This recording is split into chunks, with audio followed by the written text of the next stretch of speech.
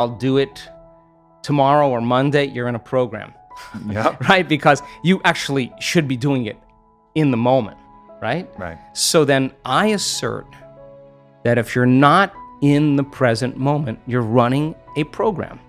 And so the more, listen, paying attention is being present, and it's a skill.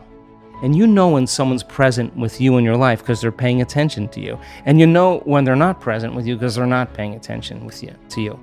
So then imagine you're going to create and you're not present. How could you miss the moment of creation? You then are in the known. You're in the familiar past or the predictable future. So that sweet spot of the generous present moment, if you keep practicing overcoming your body, overcoming the conditions in your environment, and overcoming that predictable future and the familiar past, and you keep working for the present moment, you are going to develop the habit of being present.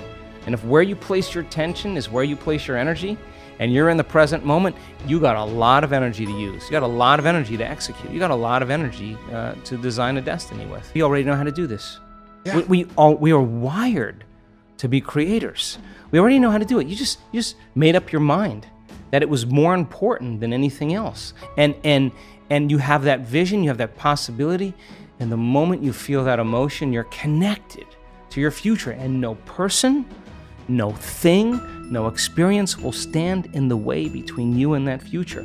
And it's feeling connected to your future, feeling the inspiration, the joy, feeling the exuberance, the love for your future every day is going to, just like your body follows your mind to the coffee maker, to the toilet every morning, to the known, your body is going to follow your mind right into that future because that's where your attention and your energy is. So then, yeah, if it isn't happening in your life, then there's some emotion.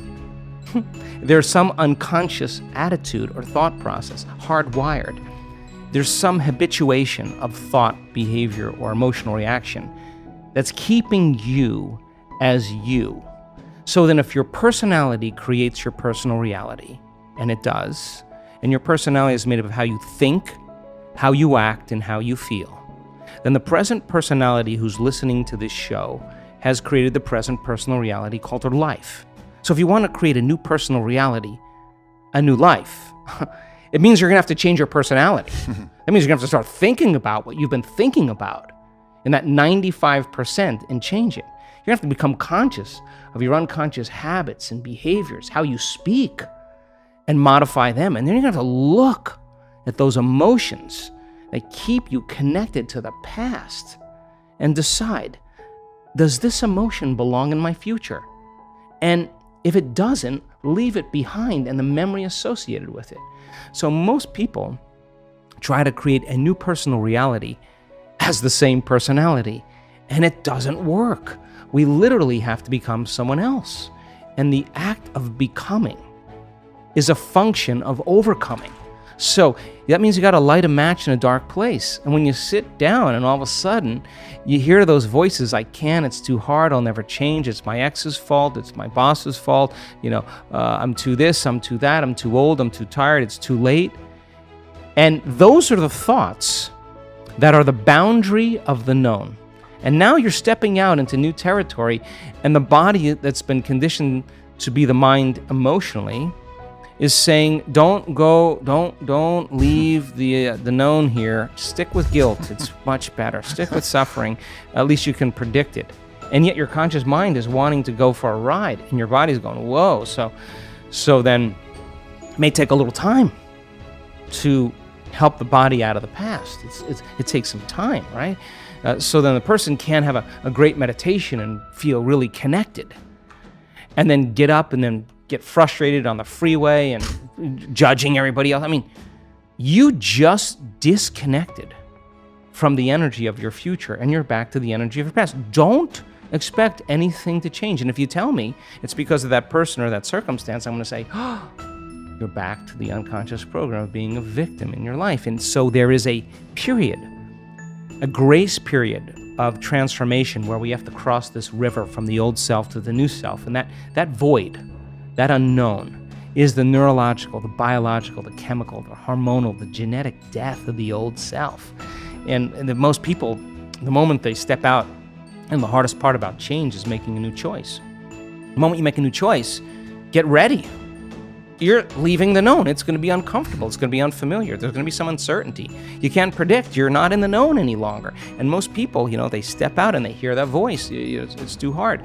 You never change. And they believe in that thought. And that thought leads to the same choice, which leads to the same behavior, creates the same experience, produces the same emotion. And then they say, oh, this, Aubrey, feels right to me. No, that feels familiar.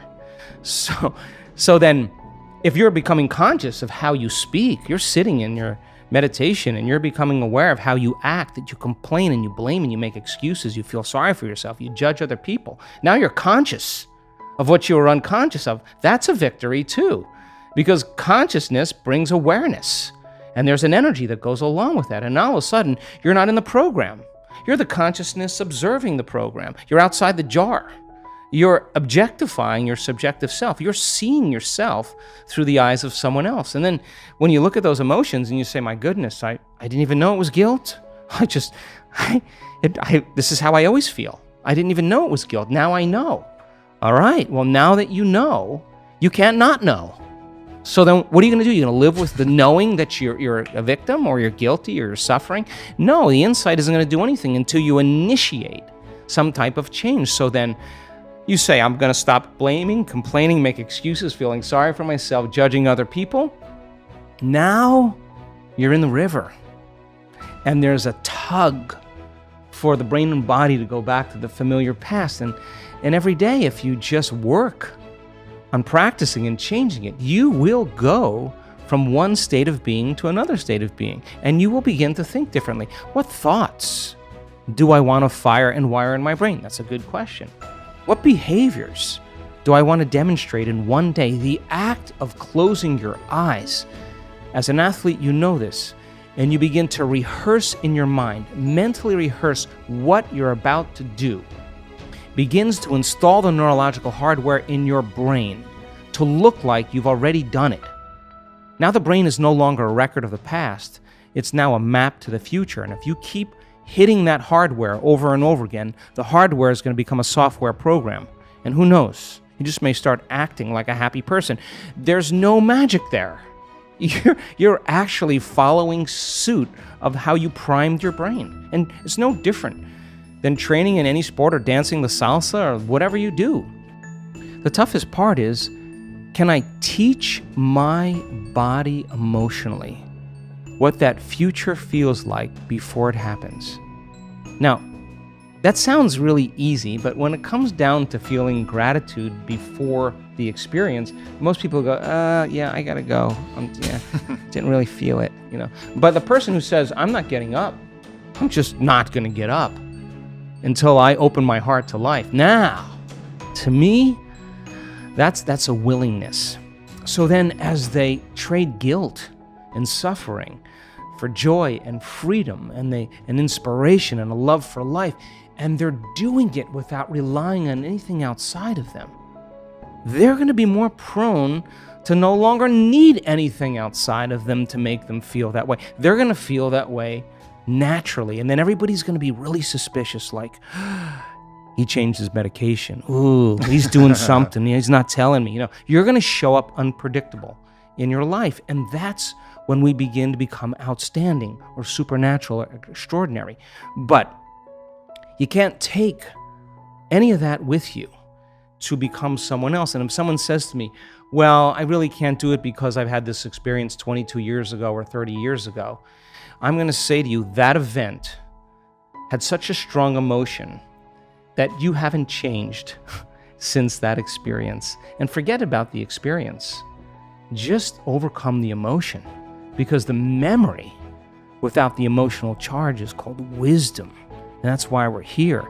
So then you can look back at the past and you can say, wow, I learned something really great. I'd never do that again. And by the way, when the experience finally lands in your lap and you prove to yourself how powerful you really are, that you created something by thought alone, and that event comes in a way that you never expected, that surprises you and leaves no doubt, that what you were doing inside of you produced an effect outside of you, and you are exuberant and you feel worthy of life and feel grateful to be alive, that you are in love with the moment, you will look back at your entire past in that moment, I swear, and you will not want to change one thing in your past because it got you to that present moment.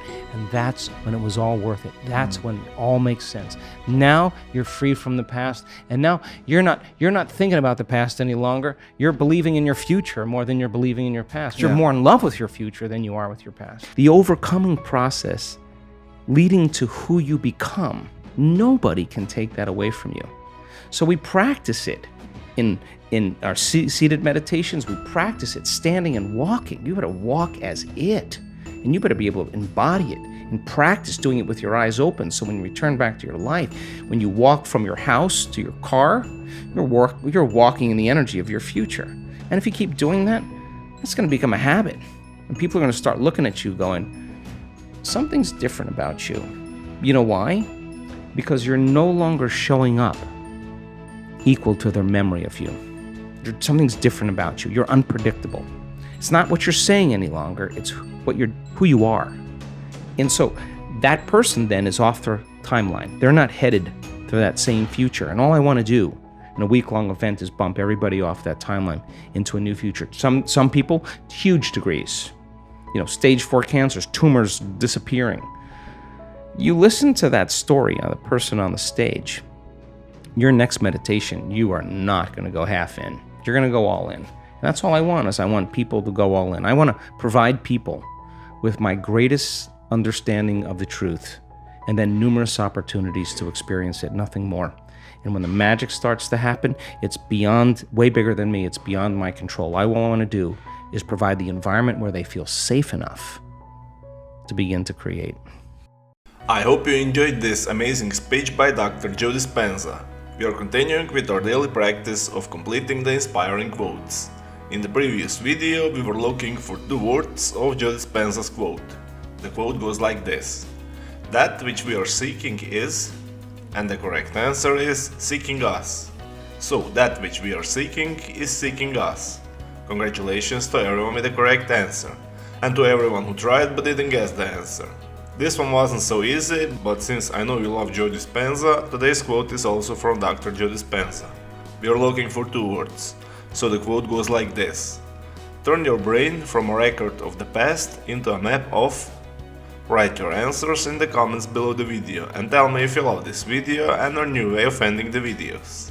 If you like this video, give your thumbs up and share it with your friends. Even if you're not sure what the correct answer is, try and guess. The first one with the correct answer is the winner. So don't forget to subscribe and hit that bell button, and don't miss any of the new videos and new challenges.